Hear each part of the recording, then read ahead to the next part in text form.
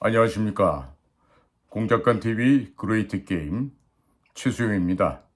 오늘도 저희 방송을 시청하시는 전국 곳곳의 국민 여러분들과 또 해외에 계시는 동포 여러분들께 깊은 감사를 드립니다. 오늘은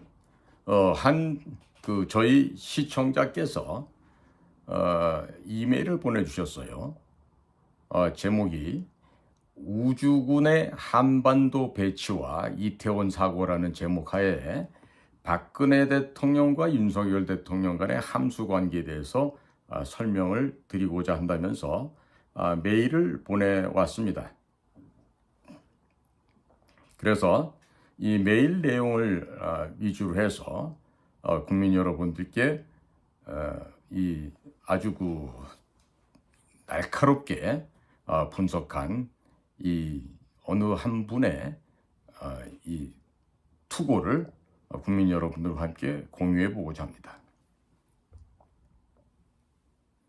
박근혜 대통령 탄핵에 대해서 많은 분들께서 단순하게 국내 문제로만 생각하시는 경향이 있는데, 박근혜 대통령 탄핵은 미중 패권 전쟁 속에서 2016년에 일어난 아시아 국가 최초로 미국과 체결한 한미우주협정과 사드 배치가 발단이 되어 일어난 국제적인 사건입니다.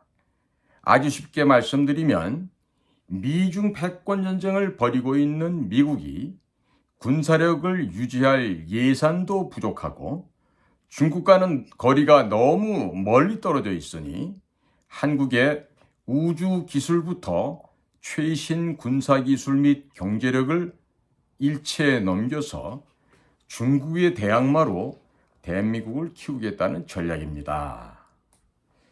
19세기 영국과 러시아의 그레이트 게임 당시에 영국이 러시아 남하를 막기 위하여 자금과 최신 군사 기술을 제공할 테니 러시아를 막아달라고 조정에 먼저 제안을 하였지만, 당시 조선의 조정은 러시아 편에 붙으면서 영국은 일본과 영일 동맹을 맺고 일본은 경제강국, 군사강국으로 키웠습니다. 그 과정에서 한반도가 일본의 식민지로 전락한 바 있습니다. 이제는 중국을 견제하기 위해서 한국을 경제강국, 군사강국으로 키우겠다는 것이 한미 우주협정의 핵심 골자인데, 한미 우주협정 체결로 연간 약 350조 원에 달하는 우주시장에 우리나라도 진출이 가능하게 되었습니다. 또 미국은 거의 모든 분야의 기술을 한국 기업들에게 넘겼고 한국군의 미사일 개발을 관련한 모든 제안을 풀어주었습니다. 한미 우주협정은 달 탐사 기술을 미국 나사, 미국 항공우주국이 한국에게 넘긴다는 것이 주요 골자인데, 이는 장거리 탄도미사일 ICBM을 개발할 수 있도록 미국이 지원한다는 의미입니다. 또 ICBM은 핵미사일이 아니면 개발할 이유가 없기에 한국의 핵무장을 의미하는 것이었습니다. 이런 전략은 이명박 정부 시절부터 준비가 되었고 박근혜 정부에서 한미 우주협정을 맺었으며 윤석열 정권에서 착실하게 추진되고 있습니다. 그렇기 때문에 중국은 한국 내의 중국 공산당에 의해 포섭된 여야의 정치인, 언론, 학자, 시민단체, 중국인 유학생들을 총동원하여 거짓 선전선동, 가짜 뉴스를 터뜨렸고 결국 박근혜 대통령을 탄핵시키고 이명박 대통령까지 장기간 구속을 시켰던 것입니다. 이번 이태원 사고는 박근혜 대통령이 탄식 시즌2로 주인공만 박근혜 대통령에서 윤석열 대통령으로 바뀐 것이라 보시면 되겠습니다. 그러나 안타까운 점은 박근혜 대통령 탄핵 때에도 국정원이 사전에 막으려고 했으면 충분히 막을 수 있었고, 이번 이태원 사고 또한 충분히 막을 수 있었는데 넋놓고 있다가 당했다는 것입니다. 세월호 사건을 겪은 국민들은 자발적으로 일어나서 이들의 준동을 틀어 막았다는 것입니다. 이번 이태원 사건에 대해서는 대통령 경호실이 나서서 국정원 고위 간부들에 대해서 철저한 조사를 할 필요가 있다고 생각합니다. 중국과 북한에 아주 오래전에 포섭된 자가 고의로 정보를 누락, 왜곡시켰을 가능성이 매우 높은 상황입니다. 실수를 가장해서 성문을 열어준 셈입니다. 중국 공산당과 북한의 지원을 받은 문재인 정권이 들어서자마자 한국의 핵무장을 제거하기 위해서 탈원전을 시도했고 핵무기 원료인 플루토늄을 생산하는 가평 중수로인 월성원전을 폐기하려고 하였습니다. 또 중국산 태양광 패널을 수입하면서 중국에게 막대한 자금을 밀어주었고 전기요금을 올려서 국내 산업을 완전히 붕괴시키려고 하였습니다. 또 법인세를 올리고 52시간 근로제, 최저임금의 급격한 인상을 통해서 국내 산업 기반을 모조리 붕괴시키려고 했었던 것입니다. 또 도보다리에서 USB를 김정은에게 넘겼는데 이 안에 북한 수뇌부도 열어보고 깜짝 놀랄 만한 기밀들이 담겨 있었다고 합니다. 우리나라 원자력 시설들을 모두 해체하고 북한에 원자력 발전소를 지어주어야 북한이 대량으로 핵탄두를 생산하고 각종 미사일들을 만들 수 있는 자료들, 그리고 자금 지원 계획 등이 들어있었다고 합니다. 이 부분에 대해서도 국정원에서 조사를 전혀 하지 않고 있는데 국정원 고위직에 여전히 중국 공산당과 북한에 포섭된 자들이 깔려 있는 것으로 의심되는 상황입니다. 문재인이 김정은에게 넘긴 USB도 국정원에서 돈 주고 북한에서 사오면 얼마든지 원본을 확보할 수 있습니다. 자, 이분의 기고문은 계속해서 이어지는데요. 아마 제가 보기에는 이 북한 쪽에도 상당한 경험이 있는 그러한 지식인 내지는 사회 경험이 매우 풍부하신 그런 분으로 유추가 되고 있습니다. 제보하신 내용은 다음과 같이 계속 이어집니다. 소련이 붕괴될 때 군부가 각종 무기들을 돈 받고 판 것처럼 지금 북한도 돈만 주면 다 사올 수 있습니다. 이태원 사고에 중국, 북한, 민노총, 민주당이 개입되었고 윤석열 대통령을 제거하기 위해서 사전에 기획하였다는 여러 가지 정황들이 계속해서 나오고 있습니다. 박근혜 대통령 탄핵 시에는 권성동, 안철수, 장제원 의원 등이 앞장을 섰고 이태원 사고 때에는 국민의힘 주호영 의원이 국정조사에 합의를 해주면서 대검 국정상황실에 대한 국정조사도 합의해 주었다가 항의를 받기도 하였습니다. 또 경찰이 조사 결과를 발표하지도 않았는데 정부 보상안을 발표하는 등 알 수 없는 행보를 보였습니다. 우선적으로 박근혜 대통령 탄핵 당시를 살펴보면 이번에 이태원 사고를 기획해서 윤석열 대통령을 끌어내리려고 기획한 세력이 어디인지도 파악할 수 있고 윤석열 대통령의 측근들, 국가안보실, 국정원, 경찰 등에 잠입한 중국 공산당의 하수인들도 발견할 수 있을 것입니다. 박근혜 정부에서 사드 배치를 발표하자 민주당을 추종하는 좌파 시민단체들이 성주로 이사를 가서 성주 지역 주민으로 위장을 하고 성주 참외가 사드 전자파에 튀겨진다고 거짓 선동을 하였던 것입니다. 그리고 언론이 온갖 가짜 뉴스를 보도하고 민주당에서 박근혜 대통령을 탄핵시켜야 한다고 주장했고 2016년 8월 15일 중국 인민일보에서 사드를 배치할 경우 박근혜 대통령이 탄핵될 수 있다고 사설을 게재하면서 한국 내 친중 세력에게 박근혜 대통령을 탄핵시키라고 지령을 내렸습니다. 그리고 2016년 11월에 박근혜 대통령에게 당시 새누리당 지도부들이 찾아가서 자진하야, 자진사퇴를 종용하였고 박근혜 대통령이 이를 거부하자 더불어민주당 송영길은 정권을 무너뜨리고 자신들이 정권을 잡게 해준다면 사드를 반대하겠다고 자신들을 지지해달라고 요청한 것이 언론에 폭로된 바 있었습니다.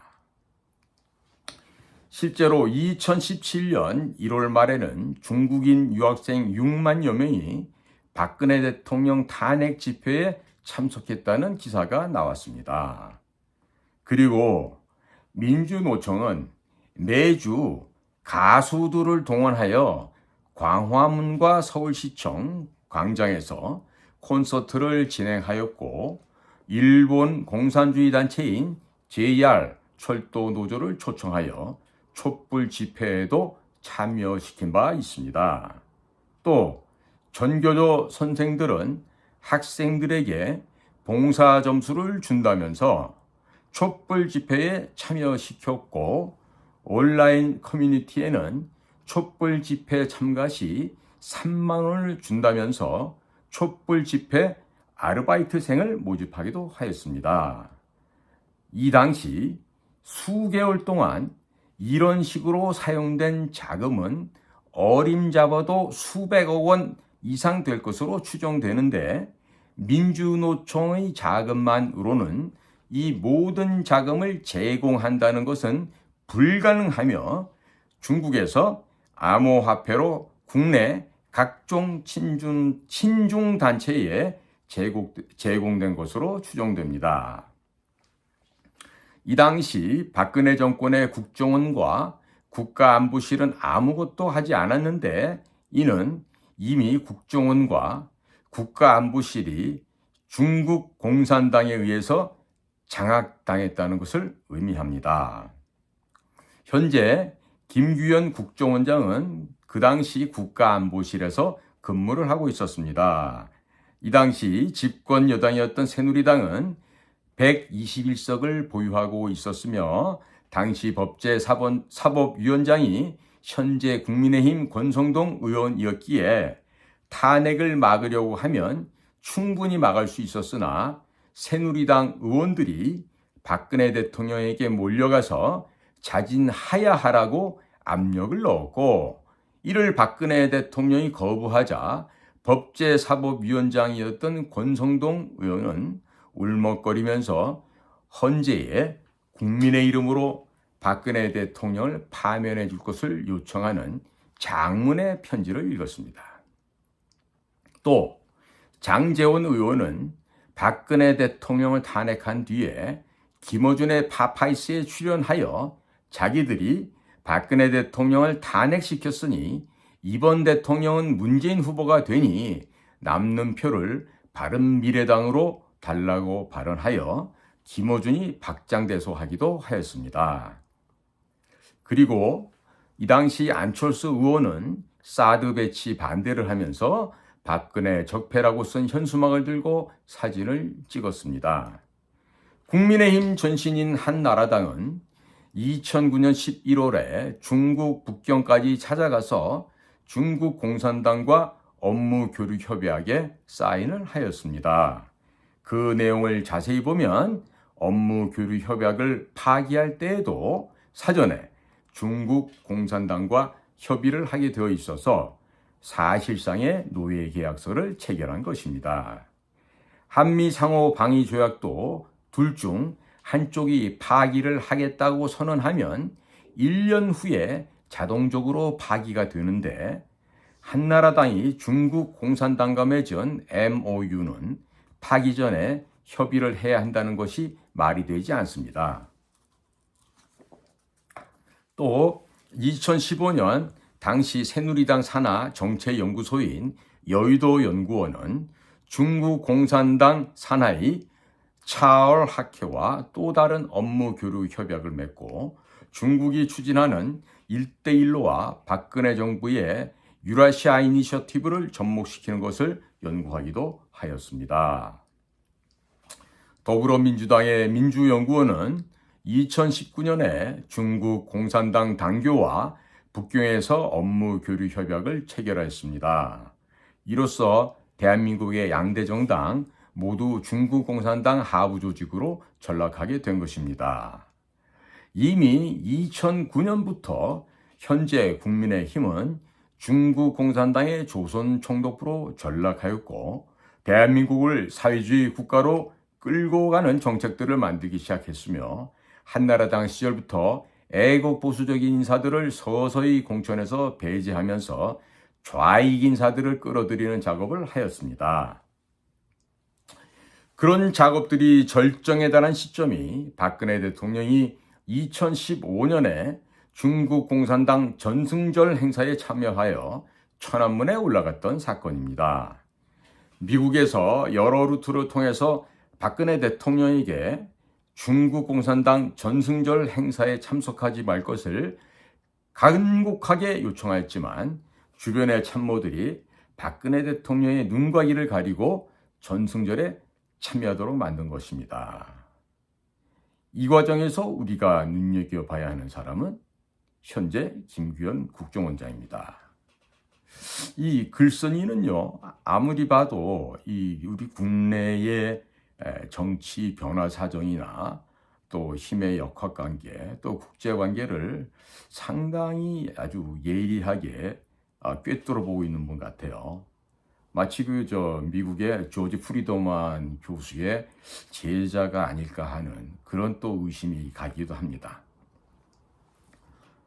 조사하는 거나 이 내용을 보면요, 굉장히 정교하고 문장 구성이 매우 논리적이라는 것을 이렇게 볼 수가 있습니다. 이어지는 얘기는 다음과 같습니다. 윤석열 정권의 김규현 국정원장은 서울대학교 치과대학 학사로 졸업을 하고 하버드대학교 행정학 석사 학위를 취득한 후 제14회 외무고시에 합격을 하고 주로 미국 쪽에서 외교관으로 활동하였습니다.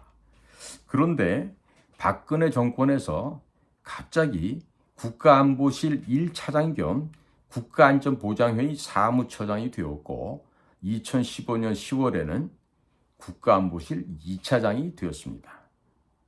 외교부 쪽 직원들 말에 의하면 김규현 국정원장은 데스크가 중요하다면서 외국의 대사로도 나가는 것을 기피한 인물이었고 현장하고는 전혀 거리가 먼 사람이라는 것이 갑자기 국가안보실 차장이 되었던 것입니다. 실력으로 그 자리에 올라간 것은 아니라는 생각이 드는 대목입니다. 이러면서 여러분도 회사를 다녀보셔서 아시겠지만 실적이 없는데 진급을 하려면 상관들에게 여러 가지 많은 일을 해야 한다는 것을 잘 아실 겁니다.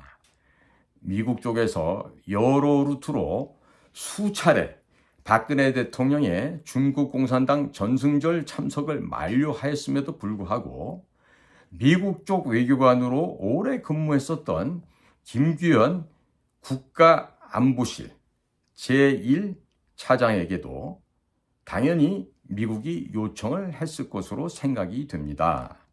그런데 박근혜 대통령의 중국 전승절 방문을 막지 못하였고 박근혜 대통령 탄핵 시도가 있었음에도 불구하고 아무런 구체적인 대응을 하지 않았다는 것입니다. 이 정도면 현재 김규현 국정원장과 중국 공산당과의 관계를 한번 의심해 볼 만합니다. 책상 물림만 하던 그를 실무가 매우 중요한 국가안보실에 누가 추천을 했는지도 조사해 볼 필요가 있겠습니다. 민간 분야 중소기업에서도 한 번 실패한 임원은 채용을 하지 않는데 자기가 모시던 박근혜 대통령께서 중국 공산당 전승절에 참석하는 것, 또 탄핵되고 구속되는 것을 막지 못하였다면 중국 공산당에 이미 오래전에 포섭되었거나 아니면 매우 무능한 사람이라고 합리적인 의심을 해볼 수 있습니다. 그리고 자기가 모시던 대통령이 탄핵되고 감옥에 갔으면 자기도 실패한 국가안보 책임자였기 때문에 도의적인 책임을 지고 정보라인에서 손을 떼야 하는데 윤석열 정권에서 국정원장이 되었다는 것은 상식적으로 이해가 되지 않으며 특정한 목적이 있는 것이 아닌지 의심해 볼 필요가 있습니다. 또 누가 이 사람을 국정원장으로 추천했는지도 조사를 해볼 필요가 있습니다. 이태원 사고가 일어나기 전에 민노총은 대구 10월 공산폭동을 기념하기 위해서 매년 10월에 대규모 집회를 실시했습니다. 또 윤석열 대통령을 끌어내리겠다는 이야기를 공공연하게 하고 다녔습니다. 그리고 원래 서양에서 할로윈 축제는 10월 31일인데 좌파 매체인 MBC에서 할로윈데이 축제를 이태원에서 10월 30일 토요일에 한다고 많이들 오라고 대대적 홍보를 하였고 용산과 이태원이 바로 인근이라는 것을 감안한다면 민노총이 용산에서 집회를 하고 이태원으로 몰려가서 어떤 짓을 할 것이라는 것은 충분히 예상할 수 있었습니다. 국정원에서 사전에 충분한 조치를 취할 수 있었습니다. 이 점은요, 저도 작년 추석 되기 전에 이봉규 TV 나가서 10월, 11월에 윤석열 대통령을 끌어내릴 민중 봉기가 있을 거라고 경고 방송을 이미 한 바 있었죠. 그리고 우리나라의 군, 경찰, 정보기관 모든 국가 단위에서는 이러한 민중 봉기에 대비해야 된다고 경고 방송을 일찍이 한 바 있었습니다. 글쓴이의 이야기는 계속해서 또 아래와 같이 이어집니다. 김규현 국정원장이 박근혜 대통령 시절에 청와대 국가안보실에서 근무를 하면서 촛불 집회 및 박근혜 대통령이 탄핵되는 과정을 보았다면 선제적으로 조치를 취했어야 마땅하는데 아무런 조치를 취하지 않았다는 것은 직무유기에 해당합니다. 아니면 무능하든지요.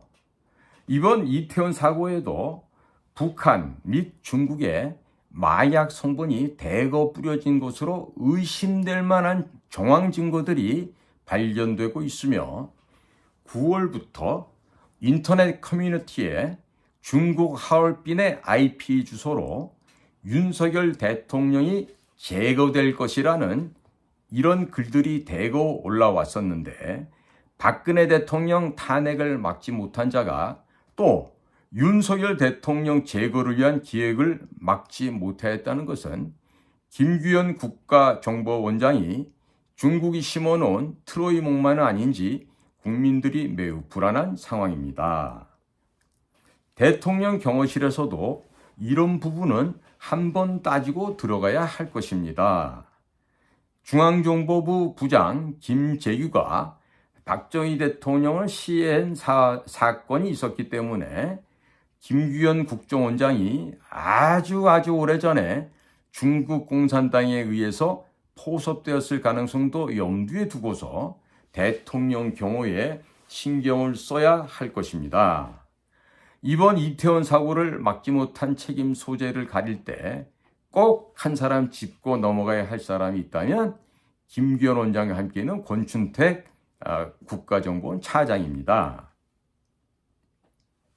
이러면서요, 권춘택 씨에 대해서 비교적 상세하게 또 묘사를 하고 있어요. 권춘택 국정원 해외파트 차장은 김성한 국가안보실장과 고려대학교 영어 영문과 동기입니다. 대북 공작이나 대중국 공작을 해본 경험도 없고 공산권 국가에 대해서 잘 모르는 사람입니다. 김규현 국정원장도 외교부 공무원 하다가 갑자기 국가안보실로 들어가서 자기가 모시던 박근혜 대통령이 중국에 의해서 끌려 내려오는 것을 보고도 속수무책, 또 이어지는 김성한 외교안보실장도 외교안보연구원에서 미주 파트 교수 생활만 계속하던 분인데 권춘택 국정원 해외 파트 차장도 중국과 북한에 대해서 전혀 모른다면 중국과 북한을 어떻게 다루겠습니까? 그러면 외교안보 라인에 중국과 북한 전문가가 하나도 없는데 그러면 대통령한테 잘못된 정보를 제공할 가능성이 매우 높습니다. 또 북한과 중국의 윤석열 대통령 제거 공작을 어떻게 막아낼 수 있겠습니까? 미국의 인도 태평양 전략은 중국을 조각내는 것이 기본 전략 목표입니다.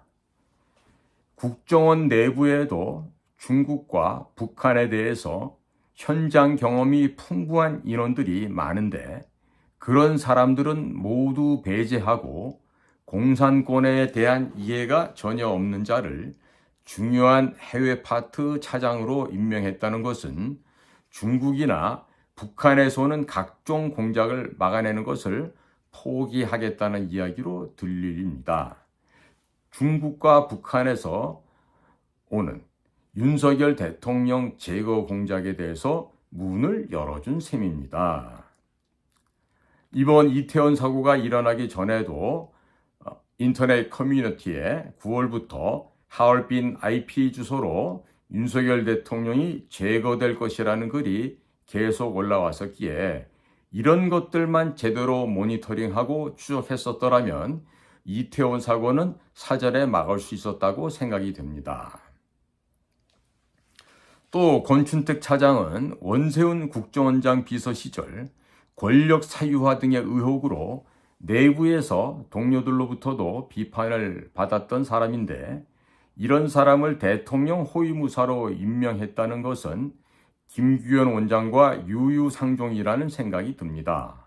또 원세훈 국정원장 서울시 공무원 출신으로 광우병 사태를 막지 못하여 이명박 정권이 실물 정부로 전락하는 데 공을 세운 사람입니다. 게다가 원세훈 원장은 개인적인 비리도 있고 그 부인이 김정숙 여사 못지않게 국정원 조직을 이용하여 해외 관광을 하는 등의 무리를 일으켰습니다. 자기 실력이 출중하고 정상적으로 성실하게 근무를 한 정보요원이라면 원세훈 원장 밑에서 비서실장을 하는 것은 자존심이 상해서 오래 할 수가 없을 것입니다. 국가정보기관은 개인의 철새를 위해서 존재하는 곳이 아닙니다. 윤석열 대통령 제거를 위해서 또는 대한민국을 붕괴시키기 위해서 많은 공작이 들어올 때 제일 먼저 걸러내는 곳이 국정원의 해외 파트입니다. 국정원 해외 파트가 뚫리면 대통령과 대한민국 안보가 위험해지기 때문에 대통령 경호실에서는 권춘택 차장이 임명되는 과정에 대해서도 면밀하게 살펴보시기 바랍니다. 대통령 경호실은 중앙정보부장이 박정희 대통령을 시해했다는 역사적 사실을 잊지 마시고 박근혜 대통령이 탄핵되는 과정에서 국가정보라인이 아무 역할을 하지 못했다는 것을 잊지 마십시오. 앞으로 윤석열 대통령을 제거하려는 공작들이 무수히 들어올 것인데 정보기관의 고위직들이 이미 적에게 오래전에 포섭되었다면 의도적으로 정보를 누락, 조작, 왜곡할 수 있다는 점도 명심하시기 바랍니다. 이태원 사고는 국정원이 충분히 막을 수 있었지만 정보기관이 아무 일을 안 했고 사고 후에 국민들이 좌익 세력들의 준동을 틀어막았다는 것을 잊지 마시길 바랍니다. 보내주신 메일은 여기서 마무리를 짓고 있습니다. 지금 오늘 이 한 애독자가 이 글을 보내준 걸 보면은요, 이 대한민국 국민들의 수준이 무척 높다는 것을 우리가 알 수 있습니다. 특히나 이 글 내용들을 쭉 제가 전반적으로 볼 때 이것은 정말 적지 않은 학문적인 배경과 함께 실질적으로 사회생활 경험에서 아주 진하고 또 아주 핵심적인 분야에서 종사를 하였던 경험이 있는 그런 전문가적인 견지에서 이 글이 작성된 것이 아닌가 하는 이런 평가를 하게 됩니다. 세상이 이처럼 투명합니다. 우리가 모르는 것 같아도 외부에서는 우리를 다 알고 있다고 우리는 생각해야 될 것입니다.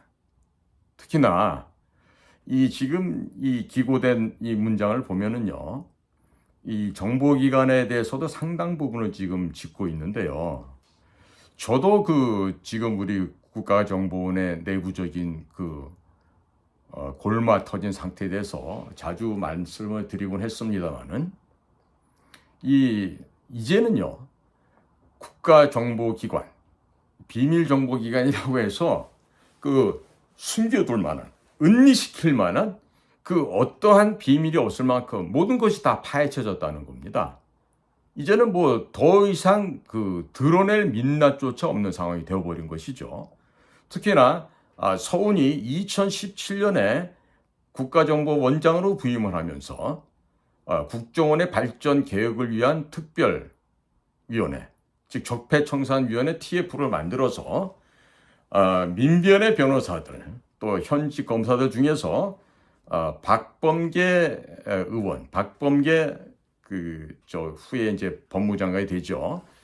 박범계의 라인이었던 사람들, 그리고 참 도무지 우리가 이해할 수 없는 부류의 외부 인사들, 또 성공회대 무슨 정혜구라는 교수, 거기다 이제 치명적으로 국정원을 파괴하는 데 일조했던 사람들은요,